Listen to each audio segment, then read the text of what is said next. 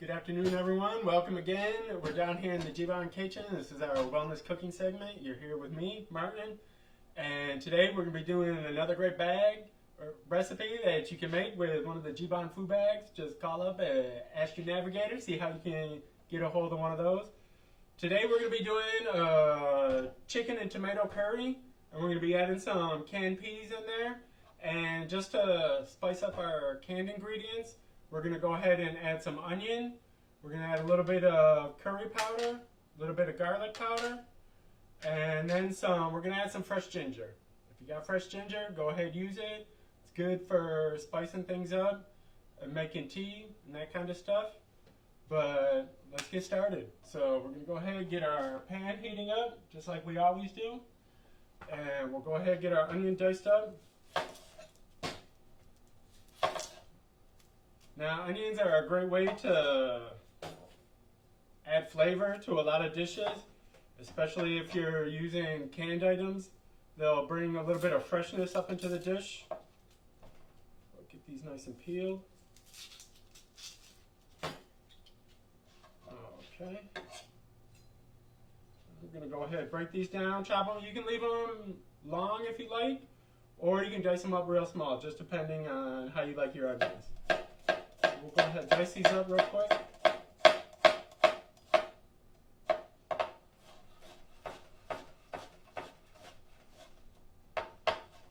Chop that down. And get that one done.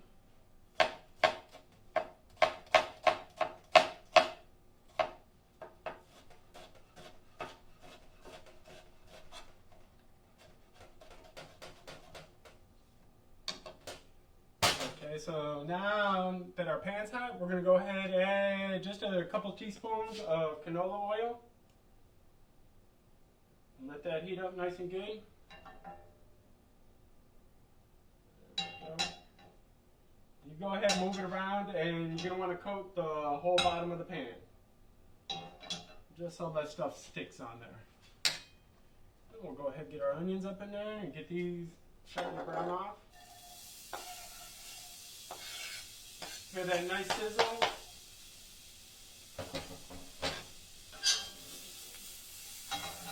Get those spread out a little bit and just let them start browning. In the meantime, we're going to go ahead and chop up our fresh ginger. Now, ginger is something good. It lasts a long time in the refrigerator, and you never really have to buy a lot of it unless you're making tea or something, because a little bit goes a long way.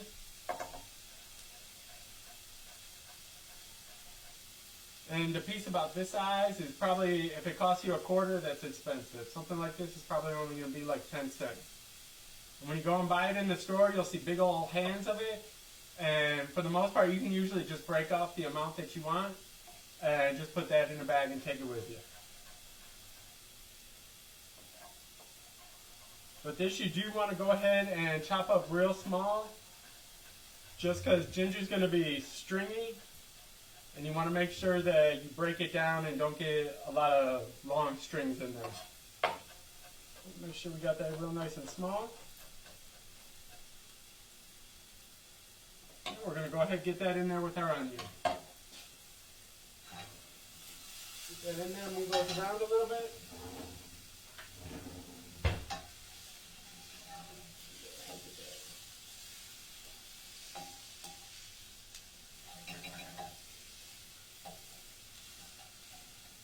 For this dish, you're definitely going to want to let the onions get really brown, but not burn.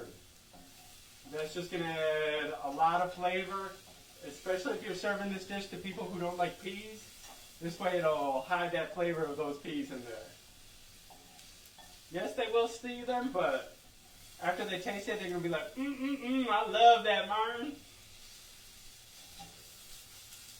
Okay, get those going. Okay, so now we're going to go ahead, we're going to add just about half a teaspoon of garlic powder.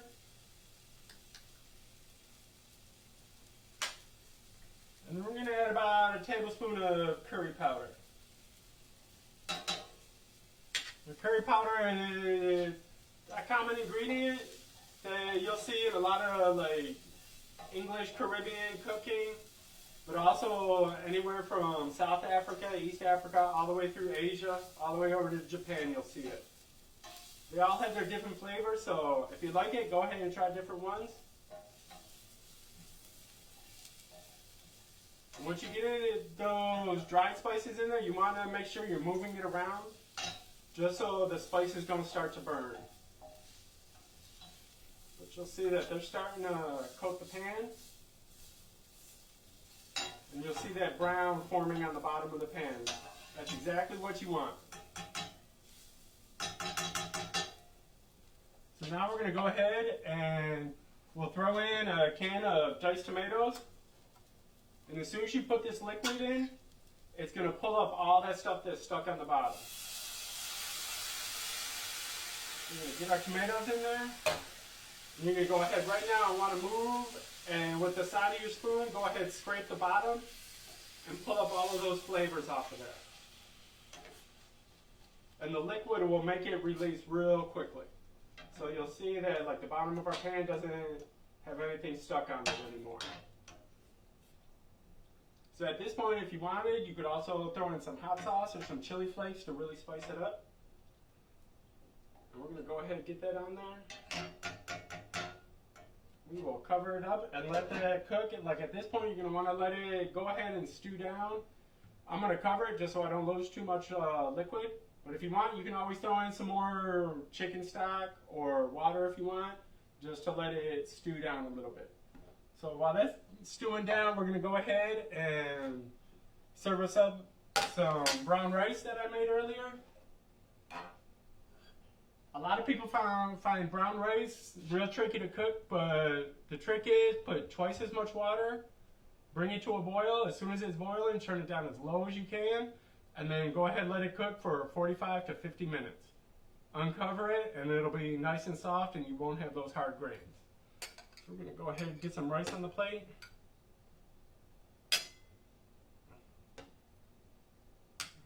Okay. While this is still cooking, we're going to go ahead and get our chicken ready.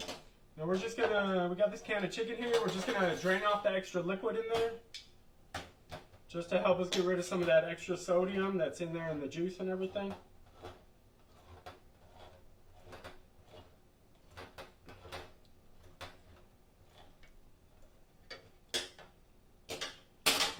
You go ahead and pour it down the sink or however you want to get rid of it. Okay, got that drained off. Now that the sauce has been cooking down for a little while, we're going to go ahead and throw the chicken in there.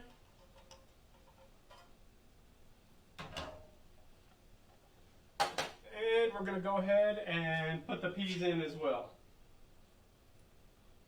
We're using canned peas here, but if you want to use frozen peas, go right ahead.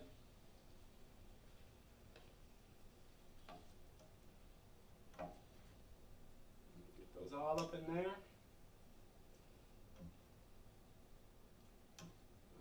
Okay.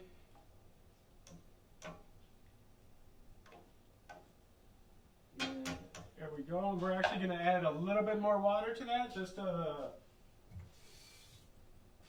so it can stew up a little bit and let all those flavors get into that chicken. We'll go ahead and give it one more little stir.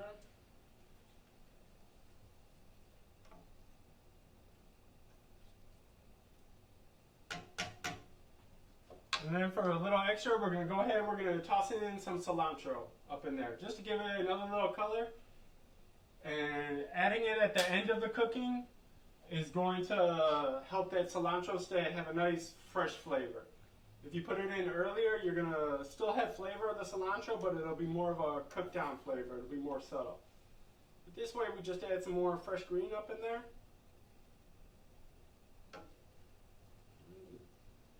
Pretty good to go. So you can make this up to this point, and you could go ahead and save it in the fridge if you want, and then just reheat it later, or pack it up, take it for you for lunch the next day at work. Or you could let it go ahead and really cook down a lot until most of the liquid evaporates, and then you could go ahead and roll it up in a tortilla and make a curry chicken wrap out of it, add some lettuce in there, or even some of the brown rice that we're going to use. But today we're going to go ahead and serve it up like this, just so we get some of that liquid to mix in with our brown rice and flavor up our rice. So we'll go ahead and serve up a nice little portion. We'll see if we have anyone here in the studio who wants to try a little bit.